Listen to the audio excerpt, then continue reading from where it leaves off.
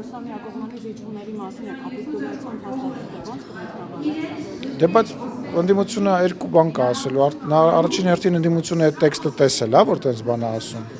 Երկրորդ հերթին ոնց կարող է միակողմանի լինի, եթե բոլոր դրույթները վերաբերում է երկու կողմին։ Դրա տրամաբանությունը թող իրանցից որից է մեկը բացատրի, մենք էլ քննարկենք, հասկանանք, թե ինչն է դրա միակողմանի զիջում։ Եթե գրած է երկուսի համար, չգիտեմ, դա աբսուրդ է ու անլուրջ է։ Այդ բոլոր մարդիկ, ովքեր նման հայտարարություններ են անում, թող գան իմ դեմը կանգնեն կամ ամբիոնից ելույթ ունենան, փորձեն այդ իրենց ասածը որևիցե ձևով հիմնավորել։ Կպատասխանեմ։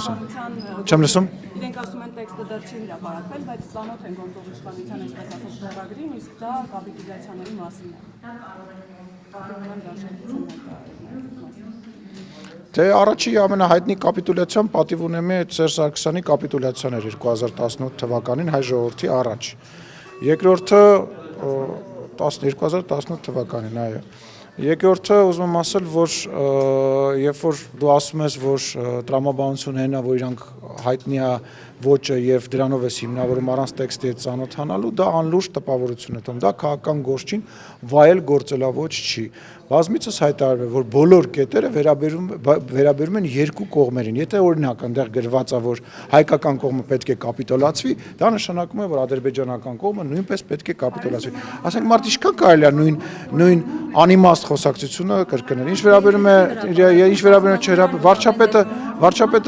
է վարչապետը ձեր հարցին պատասխանեց իր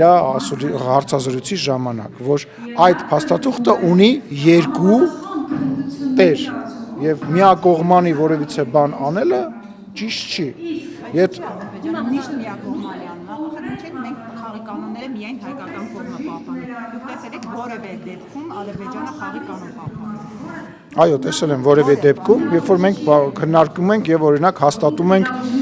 երկու երկրների մեջ սահմանազատման եւ սահմանագծման հաստատուղթը եւ մեր ընդդիմությունը նաեւ դուք ինձ տեղ հարց եք տալի, ասում եք չի պահպանելու, չի ստորագրելու, դրանից մի ժամ հետո ստորագրում է։ Վատ օրինակ է։ Օրինակ է, թե օրինակ չի։ Դե բա ինչի եք հիմա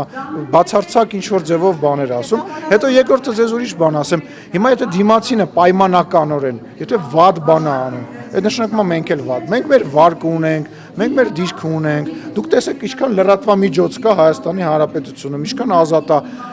լրատվամիջոցները։ Հիմա ինչ որ երկրներում դա ազատ չի։ Օրինակ Ադրբեջանում ըստ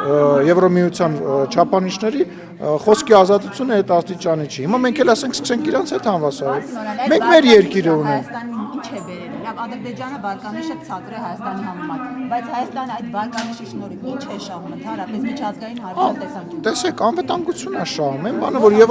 այն բանը, որ եվրո դիտորդները գալիս են եւ սահմանին անցկացնում են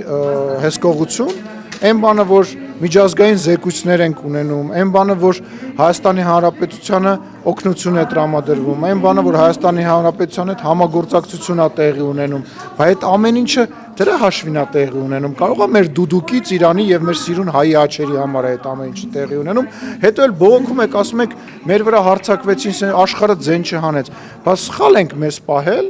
ինչ որ հարցերում, պատմության ընթացքում, կոնկրետ դեպք չեմ մատնանշում, հիմա ճիշտ ենք մեզ պահում եվրոպական ընտանիքի մարդու իրավունքների արժեքների, խոսքի ազատության արժեքների տրամաբանության մեջ ենք պահում, դրանից էլ եք բողոքում։ Ինչն է դրանից բողոքելու պատճառն ու առիթը, ուզում եմ հասկանամ։